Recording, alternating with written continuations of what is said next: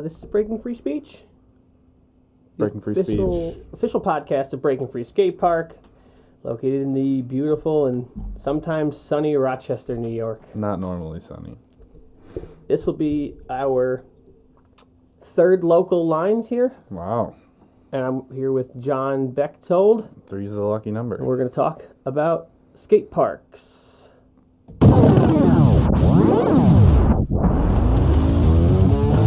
Yeah. Wow. Oh, God, we got an intro on the show. We're legit. Here we are, Dave, on the podcast. On the podcast. My first time being on a podcast. Here, just back that mic up a tiny bit. Back it up this way? Tiny bit, if you're going to talk that loud. All right.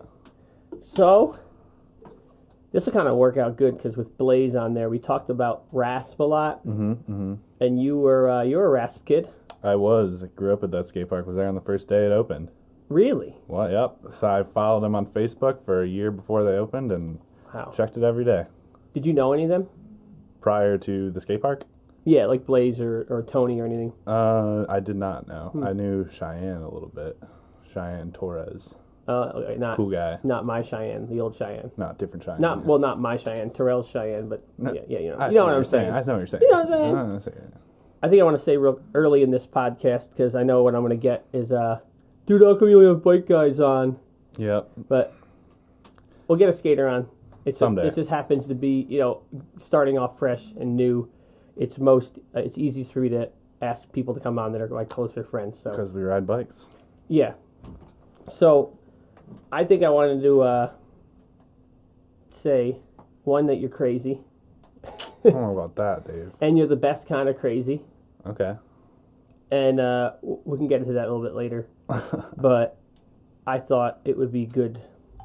Because we talk a lot about how the skate park's so important to kids and how, and I understand that. And I'm so conscious of everything I do at the park because I know kids are going to look back at it and be like, those years they spent there. Fundamental. It's huge. So. Life transforming for sure. That's basically what was my question. I wanted to ask you, what are the, give me like the 2 or 3 things that you learned about riding that most positively affected your life, and then 2 or 3 that most negatively or somewhat negatively, basically, what are the benefits and what's the opposite of a benefit? Negative benefit. Negative. All right. What are the benefits and or perhaps things that may have hindered your life moving beyond skate park kid? Yeah. It's a good question. I guess probably first and foremost for me was the community that I got to experience at the skate park. I think it's really cool to be a part of a progression based sport because no matter what level you're at, and I think this is what kind of differentiates it from, I guess, other sports, like high school sports, is that no matter what level you're at, everybody in the community is unbelievably supportive of you. And it's just like a great place to be. Even if you're, just first learning how to drop in, or if you're, learning how to backflip a box, everybody's extremely supportive and, no matter what, it's a great community. So that was definitely, I guess. That's beautiful. It's like poetry. Poetry. Yep. Absolutely. So you're saying are you saying the community is something that helped, that you liked it, or are you saying the sense of community? You saw the value of the sense of community. Yeah, and not only just, I guess, a sense of community, it also kind of taught me how to act towards other people, and I guess that's kind of where I was going with that in terms of things that I learned.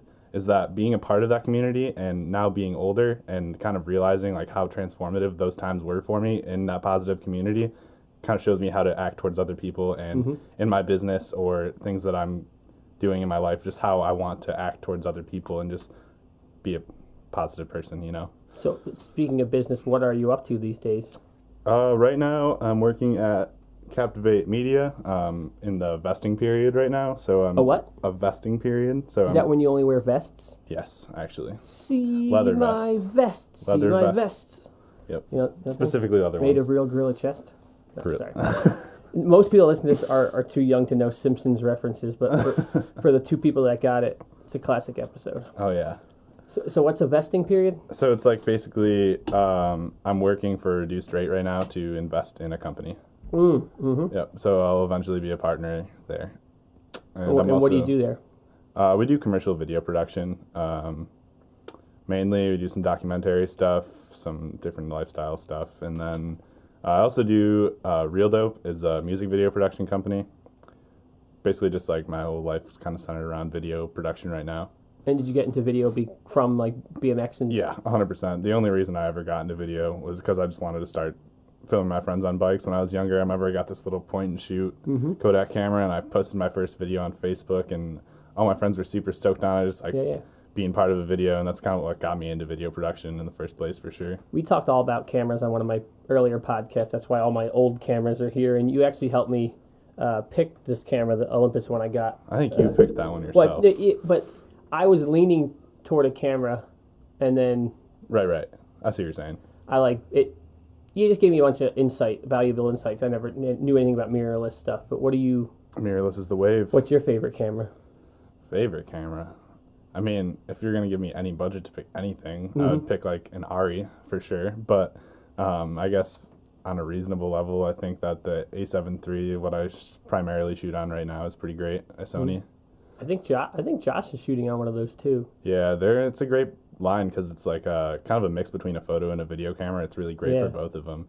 He got what did he do? He got a lens for it and had Phil grind off the hood so he could shoot it like I think it's like a crop sensor lens, but he's shooting full frame, so you get like a full vig, but then you have to cut the hood off. You know. So once he cut the hood off, there was no vignette anymore. There was more. It says it's just wide as like a VX with a depth lens or something. It has that look on it. That's dope. It's pretty cool. Hell yeah. Totally forgot what I was going to say there. Yeah. Wait, you said the Sony camera. Sony A7 III. Josh was. Oh, I was going to quote one of my favorite photographers from my college days, Henry Cartier-Bresson. Okay. His famous book was The Decisive Moment, which you could say it was maybe the first action photography ever, loosely speaking. Wow, I need to look into that guy. Yeah, so he would set up a shot. That's like his most famous shot. It's like he's up on a balcony in like an alleyway in Italy or France. Maybe that's French. Croissant. Yeah, so he basically set up a shot. It's composed. There's like a stairway and an alleyway, and then there's like one. Like the composition is beautiful, and he basically just sat there, I guess, for hours and waited till just someone rode by on a bike and just got the picture perfect. So the woman is perfectly framed as if it was a composed photo. Wow. So he would just set up a composition he liked and wait for, something to happen. That's so cool. Yeah. That's it's like natural and artificial, I guess. Yeah, and that was in the early days of photography, so that was like radically new idea. Yeah. So the quote I was going to say is he said, the best camera is the one you have. Mm-hmm. And that's a fact. And that's kind of my thought process behind getting that Olympus is that if I get caught in the rain or I've dropped my phone while riding my bike so many times and it hasn't broken, knock on wood. So I could do that with that camera and I could drop it off my bike into the Genesee River and I could fish it back out and I'm still good. Seems like a beast of a little camera. Yeah. I'm thinking about picking one up before I go to Europe. Yeah, right? Dope. Yeah, it seems pretty sick. All right, so now give me like maybe something that happened in BMX or something about BMX culture or skateboard culture that had maybe a negative effect on your life, if there even was one. I can definitely think of one right now. I don't know if I want to bring it up publicly or not. I think you probably know what I'm talking about in general. Summer 2015, that one time. But I'm not going to probably talk about that. Yo, my soundboard's not working. I guess like without bringing up a specific instance, I guess one thing being broad about the statement is that getting fixated on one idea or one trick is definitely something that you kind of do in BMX. And like, that's something that also is positive because you like fix on one thing and you really try to learn one trick. But then at the same time, if you get too fixated on something, it can just kind of lead to negative effects in your life in general. So I guess that's one thing that I've... Don't be rude. Oh, now it's working. Sweet. So yeah, I guess. So yeah, don't get too fixated on one thing. Yeah, I didn't mean like give me an event that happened that was negative. Okay. I'm saying, like, perhaps, like, I can give you an example for me. Like, I got too caught up in stuff and perhaps got too judgmental about people and their intentions because of how some things had unfolded within the realm of BMX that I was involved in. Mm-hmm. And then it made me maybe perhaps too wary of certain things, you know? I'm not Okay. saying what was a specific event that happened that sucked. I'm saying, like, Yeah. No, and I guess that's kind of where I was going with that. Is not like that is part of me now is that I get really fixated on like one thing and get to, like super determined, which is good but also bad because if you end up yeah. not being able to accomplish something, then it sucks. Yeah. You put all your eggs in one basket. Right. And Exactly. then the baby goes out with the bathwater when you can't land it. Yeah. Yep. You're Exactly. definitely one to send it. Yeah. Sometimes a little bit too much, I guess. So Probably. I wanted to tell my favorite John story. Maybe my favorite John story. So some people might know I love bikes. I'm a big bike rider. Really? Yeah. I did not know that. Yeah. Wow. Yeah. And so one day I was like, I'd been riding for a while, and I was like, you know what? I'm gonna ride 100 miles. Mm-hmm. And I was like, oh boy. John, do you want to ride 100 miles with me? And you're like, yeah, I'll do that. And I was like, sweet, we're gonna go ride 100 miles. And then, like, I don't know if it was a couple minutes later, you're like, dude, you think I could ride 200 miles? And I was like, I don't think so. Like, the amount of food you would need to eat, the amount of time it would take, I'm like, that would be, like, incredibly. And you're like, I didn't even finish the sentence. You're like, yeah, I'm gonna ride. It's like you walked away, like, yeah, I'm gonna do that. Like, not listening to me. And I was like, he's not gonna do that. So I think it was like, we're going to meet at my house on Sunday at 8 or something I like was that. already 90 miles in. Yeah, you showed up. And you're like, yeah, I already went from Webster all the way out to Charlotte, back around here. And I was like, oh. Yeah, no. When I think I was at like 80 miles or something, because I started at like 2 in the morning to do that. And like, I ate Cliff Bars along the way, but remember when we got out to Brockport, I was like, delusional. Yeah, I was laying on the floor of that bike shop for like, I don't know even how long we were there. Probably like at least an hour, right? Yeah. Just waiting for the pizza to kick in. And that's funny because Blaze is on the other. He rode that day too.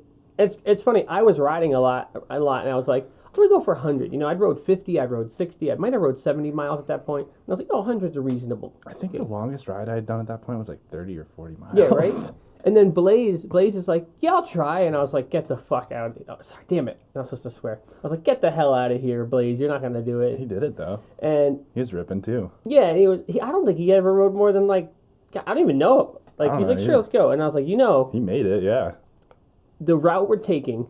It's long as fuck. You can't really turn around. The only out you're going to have is going to be about 75 miles. Yeah.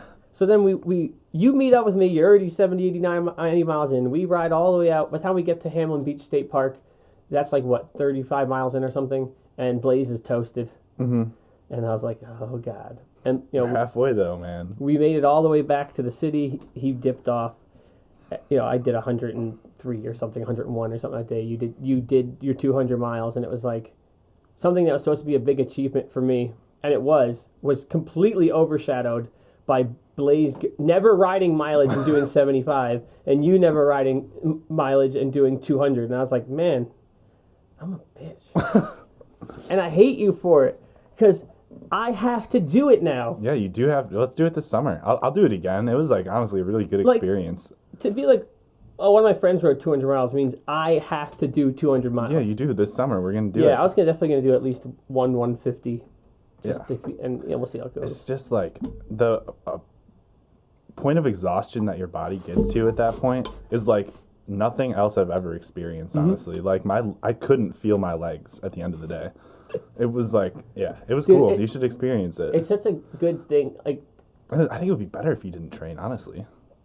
You should go for like 300 since you're in good shape. That segue was like, I'm very intentional, like saying, what did you learn from BMX? And you're like, to go full send, and then be like, here's this thing you did that basically sounds impossible. And I'm like, nope, John did it. Nothing's impossible, Dave. And we talked about in the podcast how some people ride for social reasons, some people ride because it's truly, really like their thing, you know? Mm-hmm. And I'm not trying to say one's better than the other, but there are undoubtable lessons you learn through riding. Yep, no matter what, for sure.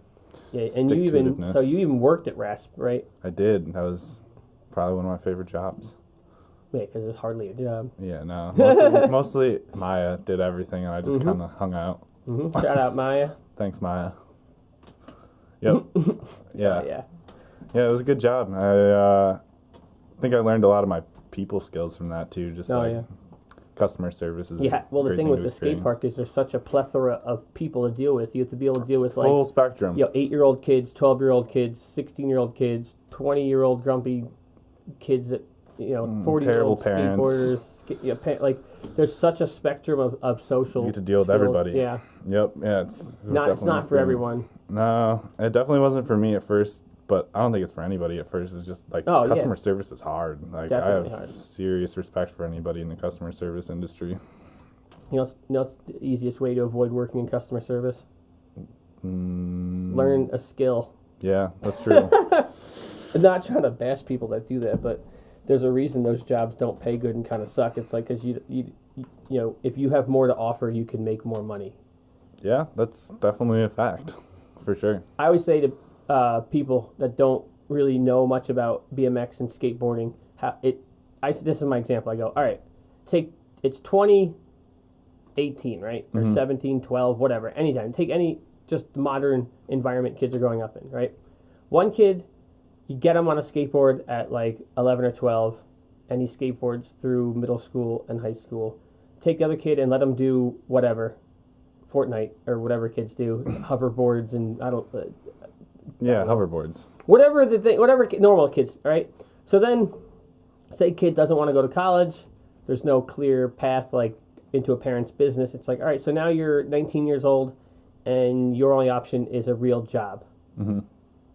So you take that kid and you throw him into landscaping, construction, like any job that requires you to work, which is most jobs, physically work. Right. Which kid do you think is gonna work that job and handle it well? The kid that spent 8 years skateboarding, or the kid that spent 8 years playing video games? My guess is you're gonna say skateboarding, but I would like to hear your reasoning behind it as well. Because what you said, you learn the value of hard work. You learn that if you land a trick first try, you're like, oh, cool. Move but on. That usually means you go right on to the next trick. It's like we all love the battle of the trick. Mm-hmm. And that's kind of like work. Like at the end of the week, at the end of the work day, you're kind of beat and you get rewarded for it. Right. Like you associate that there's hard work, that you're putting in energy, that sometimes you're sore, and then you get your reward. Right. When you do things like video games, there's no threat of pain. There's no threat. You're not going to get tired. Like maybe your eyes will get tired. You sprain your thumb or something. Like it's like you're getting all the reward with a fraction of the work. Yeah, pretty much no work.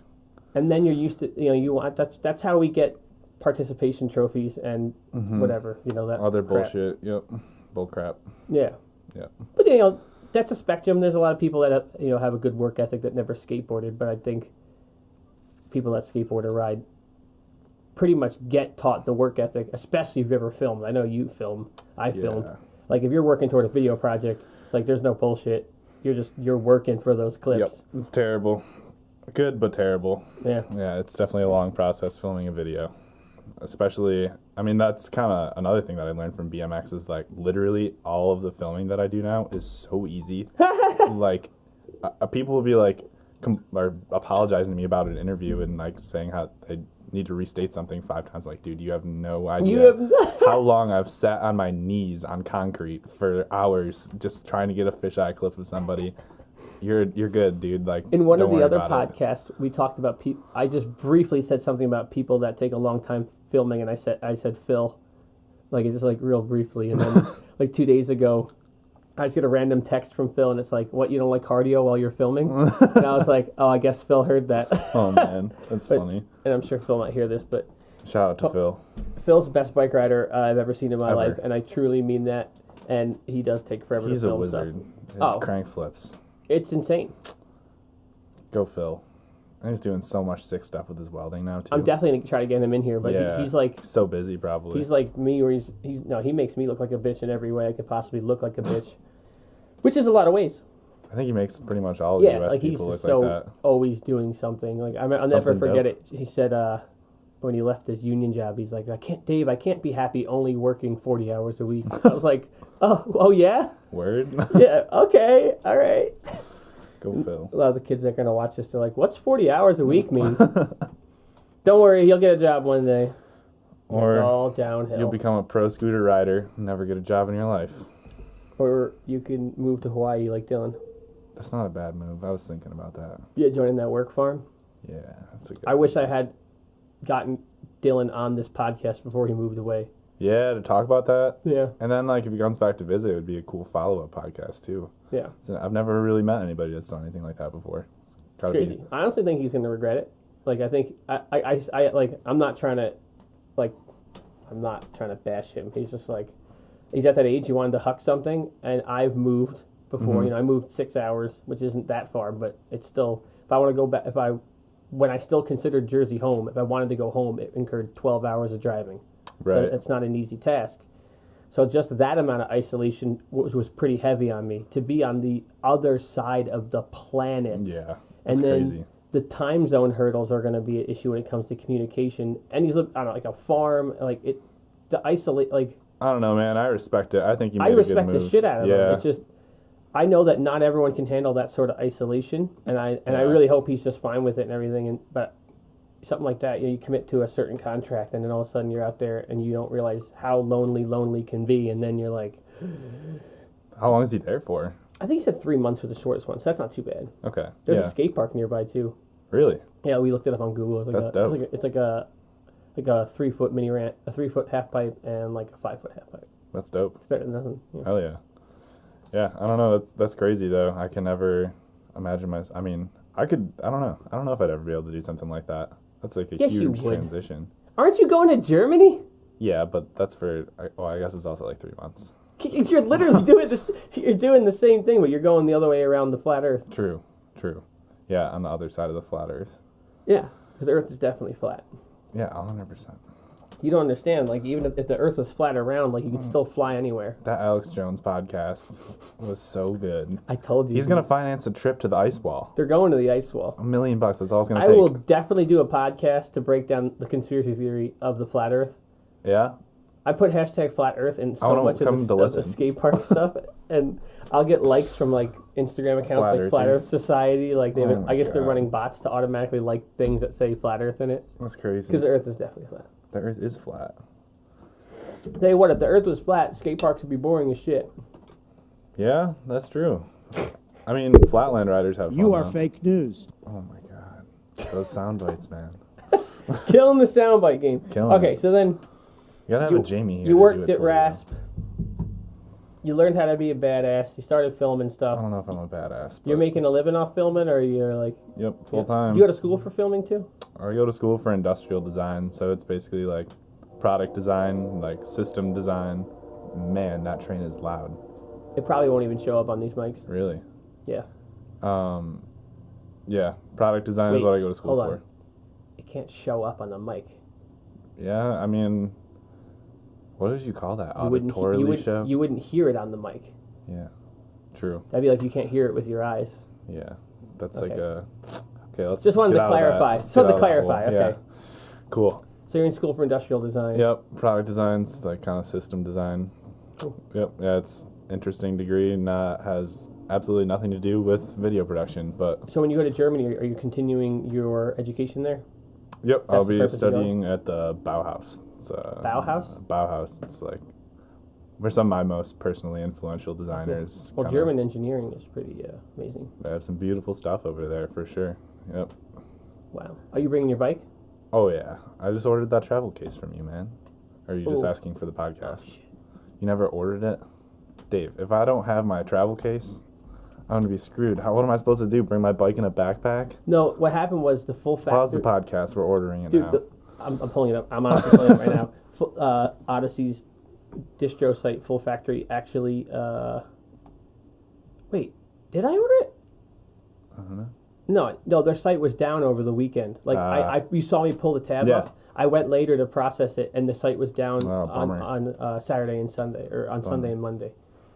Well, it's a sweet bag. You guys should check it out. Odyssey Traveler Bag. Fits your whole bike in a normal suitcase size thing. And that's how I'm going to bring my bike to Europe. Yeah, if you don't know, you can't travel with a bike, or you can, they charge you out the butt. But they make these bags that look like golf bags because you can travel with golf bags, apparently. Apparently. But this one, nice, small, probably fit my 2 t-shirts, 1 pair of underwear, 2 pairs of socks, all in that one bag. For 3 months? For 3 months. I'm not bringing pants, just underwear. No pants. Yep, 3 months. A couple t-shirts, I'll be good. I don't know. Got to figure out a spot to put my camera, too. That's hilarious. Okay, so you learn how to shoot. You get into shooting through riding. Mm-hmm. You work at the skate park. You get into doing riding, blah, blah. You're doing other video stuff. How much do you have a website or something we can, like, if someone's watching this and they want to pause it and see some of your content to believe that you're not just full of crap, where can they find your content? If you want to head over to therealdope.com. Real is spelled with 2 E's, like a camera reel. Oh, I get it now. Get it? You know what's funny? I see you post all that stuff on the social media. That's not me. That's Joe, my business partner. Well, I don't follow them. I think I only follow you. Oh, huh. But either way, I see the stuff, and then like one random day, I was like, "Oh, real! I get it now." Like I just never. Yeah, thought. real fake doors. Real fake doors. Yep. That's awesome. That's our inside joke. Yep. How many video projects have you done have been bike stuff, and how many have been other stuff? Give me a breakdown of all the content you've put out, the ratio between what and what and what. Well, with Captivate, I think to date we're at around 300 videos. Woo! We started like 9 months ago. So about 300 commercials through Captivate. It's me and my friend Jake who produce the content, and then music videos. We've done BYOB series, like bring your own beat. It's like a freestyle thing. We did 25 of those so far. Wow. And then we have, I think, about 10 music videos and bike projects. Honestly, I have no idea. Like maybe 20 bike projects. So not a lot of bike projects. Not a ton of them, no. But that's because they take so long to film. Yeah, they really do. Yeah. That's part of the reason I'm doing the podcast, is because even just doing the vlogs and trying to get clips involved with it is just so much work. Oh, yeah. This is so much easier. I get the message across. It's, Yeah, clips take forever to film, especially like as a filmer. When you start like thinking about filming stuff, it's like it's not even just about getting the trick; it's about filming it right too. So you might have them land it perfect, and then you have to go back and film it again because you're an idiot, you know? Oh, for sure. And we'll definitely get Josh on here someday to talk about that struggle. Oh, yeah. I've done spent a lot of time behind a camera, a lot of time in front of a camera. It's both great and both terrible. Yep. At the same time. Exactly. It goes back to that work ethic thing. Work is awesome and terrible at the same time sometimes. So how often do you ride these days? In the winter, honestly, not as much as I like to. In the summer, I ride every day at the Webster Skate Park. If you guys ever want to come at 6 in the morning and ride with me, I'm there every day. That was my follow-up question. What time do you ride at? 6 in the morning because nobody else is there. That's crazy. Yep. I've been getting up at 8, and I'm like proud of myself. And there's John out there getting up at 6 a.m. riding 200 miles. I know. I have more respect for people who ride later because it's hot in the summer. It gets really hot. Yeah, and heat doesn't bother me at all. I love the heat. I can't stand heat. Like I could be out. Could be out in like 20-degree weather in a t-shirt, happy. As soon as it gets to be like 80 and I have to do something physical, I hate sweating. It's like, oh man.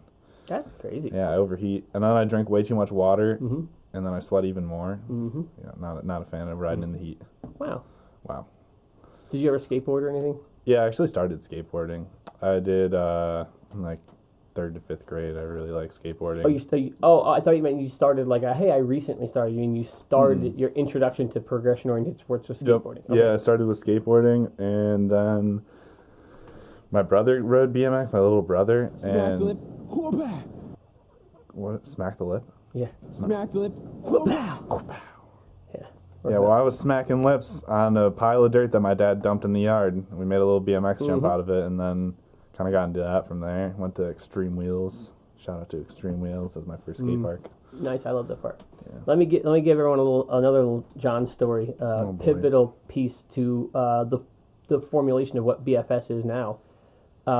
when we were getting the bowl, we moved most of it ourselves, but the bowl corners were massive. Mm-hmm. Those things were like 8 foot by 8 foot by 8 foot, those are big. and like 1,200 pounds. Yeah. And I believe it was you said that your dad's friend was like a big industrial mover. Yeah, yeah. And I was like, well, we should call this guy because I don't have any options. What the hell? I didn't remember the guy's name. Do you remember his name? But anyway, yeah. Names. So I call this guy, or maybe McCall. Shout out to McCall, whatever his trucking company is. He's a good guy. maybe he called me or I called him. But yeah, he was like, what is it? Where? Who do you know? I got you, fam. And he's like, it's in Syracuse? Great. I'm coming up from Jersey on Friday.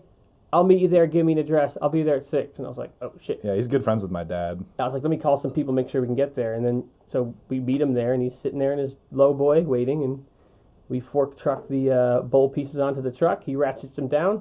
He drives them to the skate park, and then he's like, See ya. he charged me like virtually nothing for doing it. He's a good guy. And I was like, are you kidding me? Yeah.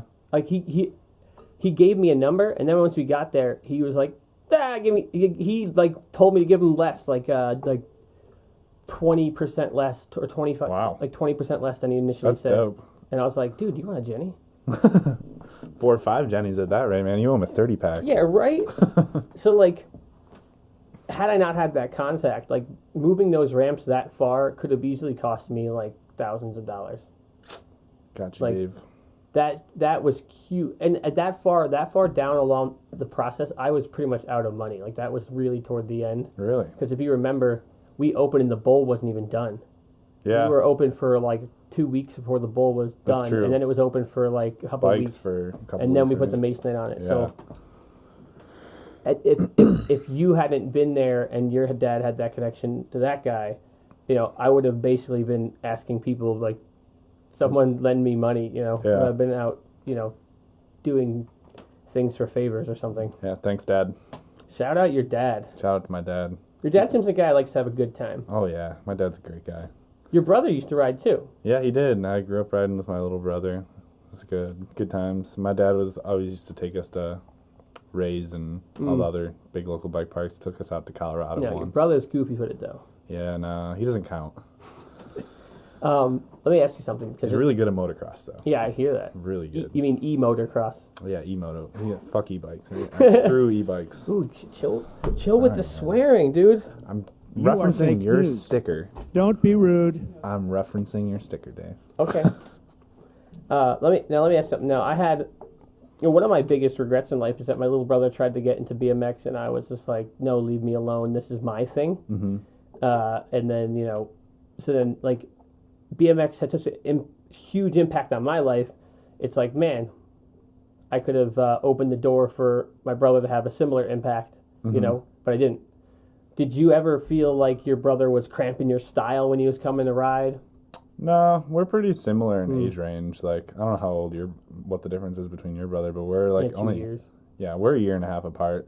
So I mean, I guess like when you're 13, 14 years old, like we probably no, I think he's even really part of our friend groups. Timmy's a cool guy. I might have just been a jerk. I mean, it's me just being a jerk. I mean, like we definitely rode with different people and stuff because you ride with people that are at your level. I think a lot of times, but we would never really got into the street stuff either. Yeah. Kind of fell out of BMX at that point but yeah, no, he was always hanging out In with us. our last local line, we had Clark here. Okay. And Clark's mom keeps being like, I guess his brother wants to come to skate park, and Clark's like, no. Really? Yeah. And I always bust his balls about it. I'm like, let your brother come to the skate park, man. Clark, you gotta let him come by. It's a good time. It is a great time. Mm-hmm. Absolutely. Normally, I'm bummed when friends of mine or people, anyone really, I don't see them at the park as much. Mm-hmm. But I know you're doing dope shit, and that's cool. Yeah, no, I've been bummed about not coming lately, but I was riding at Blackout for a while and not really riding there anymore. So now I'm riding the skate park. Yep. We're actually just about to finish up details on a dealer agreement with Kink and BFS, like Really? a cross branding thing. It's pretty cool. Cross branding.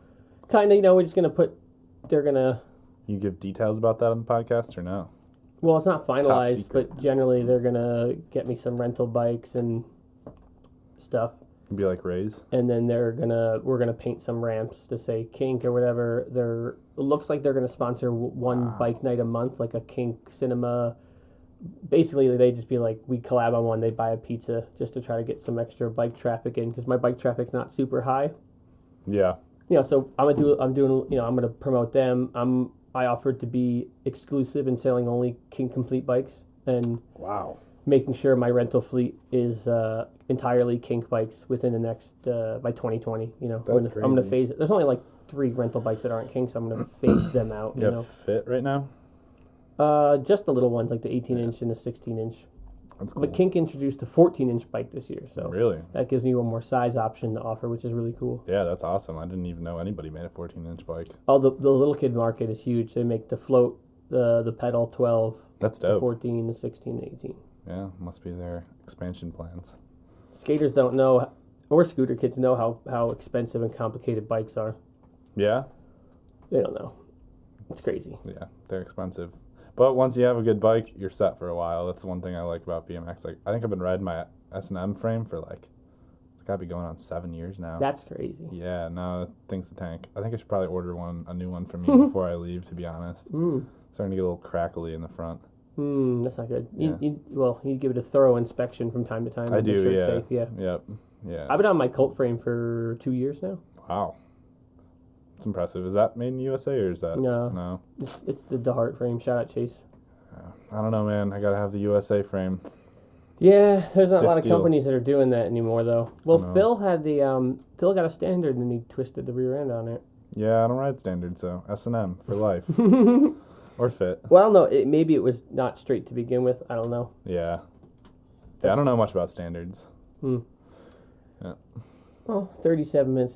This will be our Wow. longest one yet. Part of the longest. You sure you don't want to go 4 hours and 50 minutes, Dave? No, I'm not sure. But I don't think that would be I'm not Alex Jones. I'm not that interesting. our demographic is probably not interested in conversations that long. Probably not. You're probably gonna have to chop this one in half, I don't too. chop.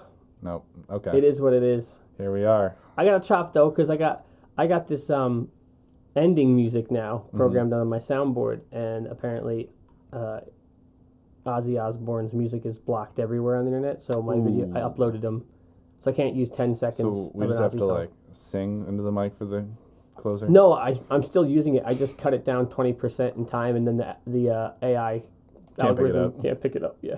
There you go. But also, if I take a bit of music and I change it a little bit, now I'm a DJ. Yeah.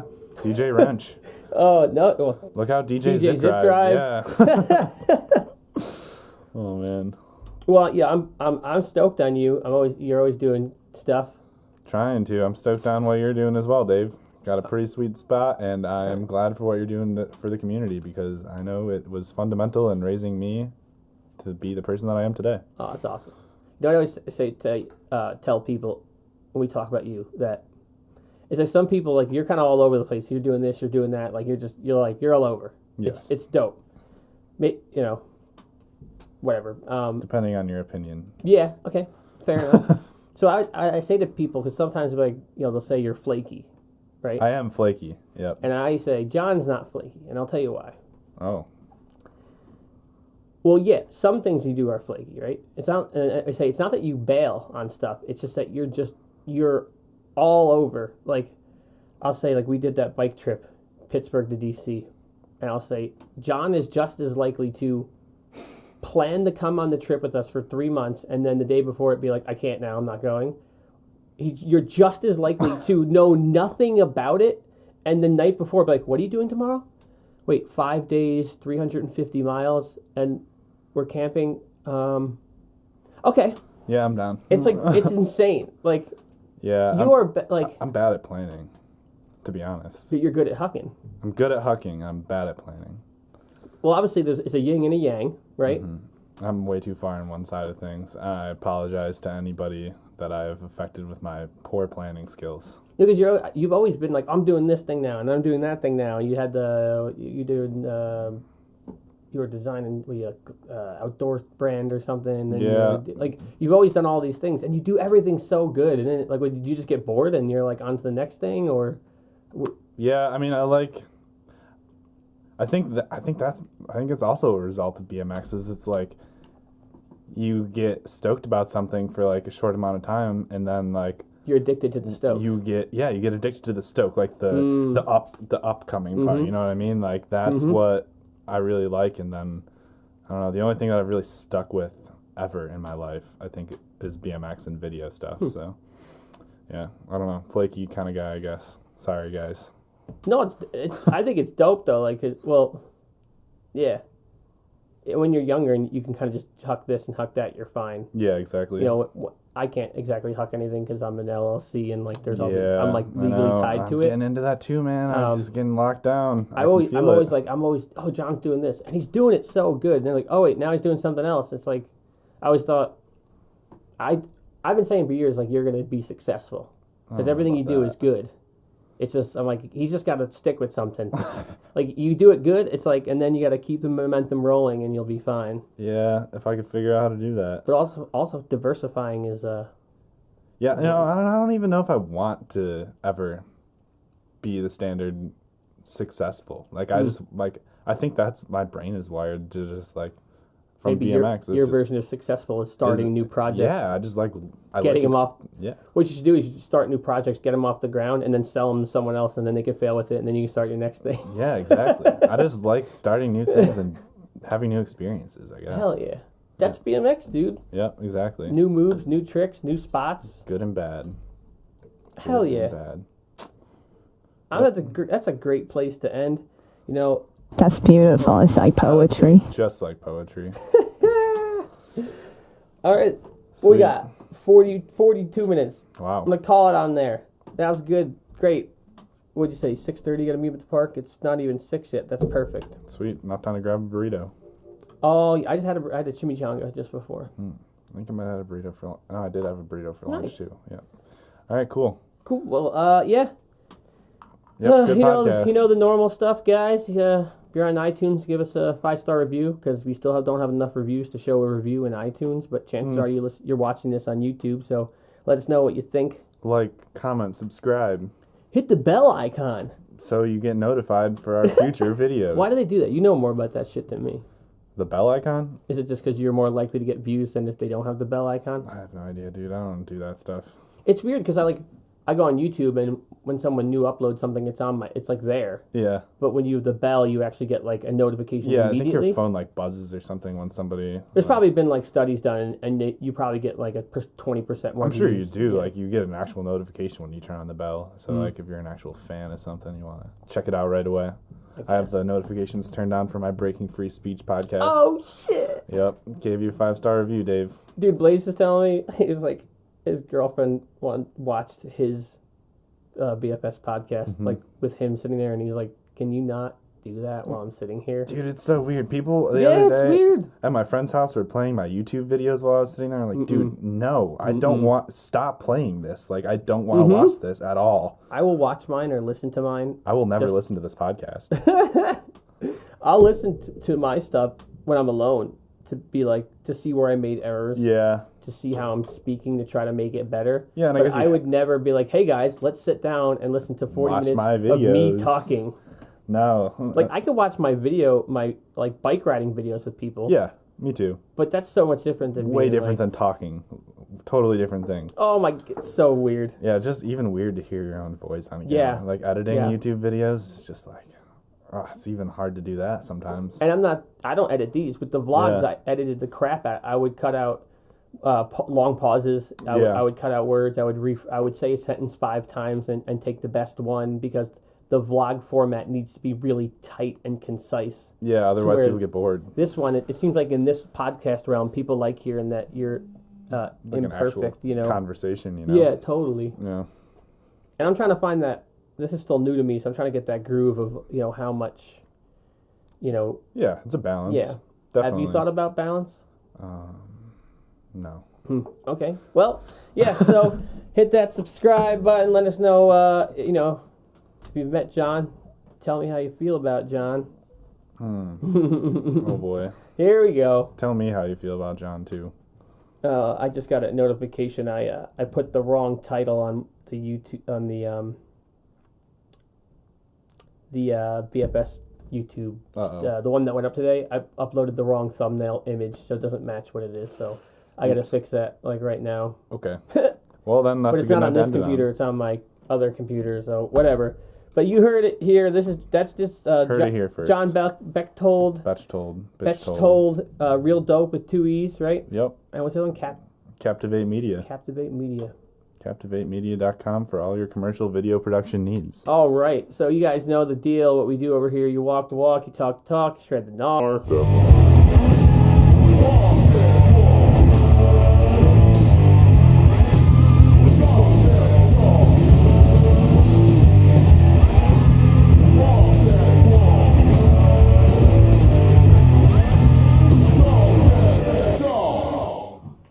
Definitely shred the gnar.